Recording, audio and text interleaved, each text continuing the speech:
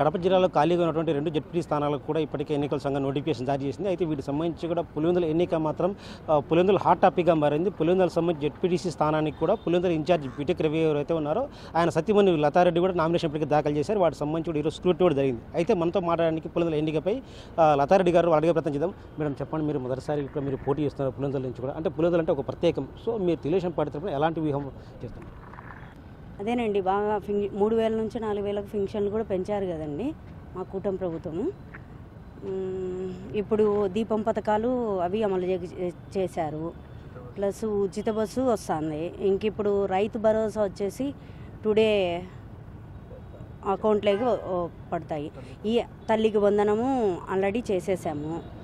ఇంకా వచ్చేసి ఈ అభివృద్ధి కార్యక్రమాలన్నీ అభివృద్ధి బాగా చేశారు కదండి.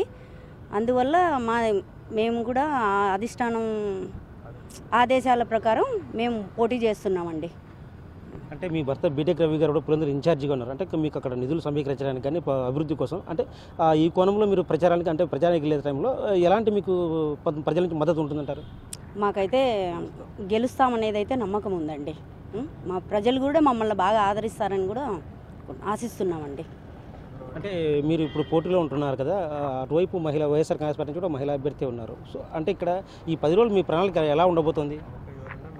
మాకు ఆ పక్క ఎవరైనా సరే మేము ధైర్యంగా పోటీ చేస్తున్నాం, గెలుస్తామండి. అంటే మేము స్థానికంగా వైఎస్ఆర్ కాంగ్రెస్ పార్టీ అధినేతకు సంబంధించిన వైఎస్ జగన్మోహన్ రెడ్డి సొంత అడ్డా, సొంత మండలం.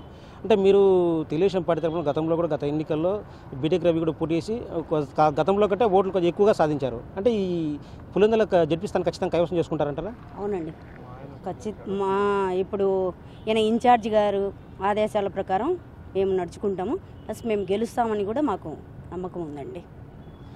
పులివెందుల జడ్పీ స్థానాన్ని ఖచ్చితంగా ఈసారి కైవసం చేసుకుంటాం. గతంలో కూడా వైఎస్ఆర్ కాంగ్రెస్ పార్టీ ఇక్కడ జగన్మోహన్ రెడ్డిపై కూడా బీటెక్ రవి పోటీ చేశారు. గతంలో కంటే ఆయన ఎక్కువ ఓట్లు సాధించారు. సో ఇదే నేపథ్యంలో ఇప్పుడు ప్రభుత్వం అధికారంలో ఉన్నప్పటికీ ప్రజలకు ఏవైతే అభివృద్ధి కార్యక్రమాలు చేపడుతున్నాం ఖచ్చితంగా పులివెందుల జడ్పీ స్థానాన్ని కైవసం చేసుకుంటామని చెప్తున్నారు.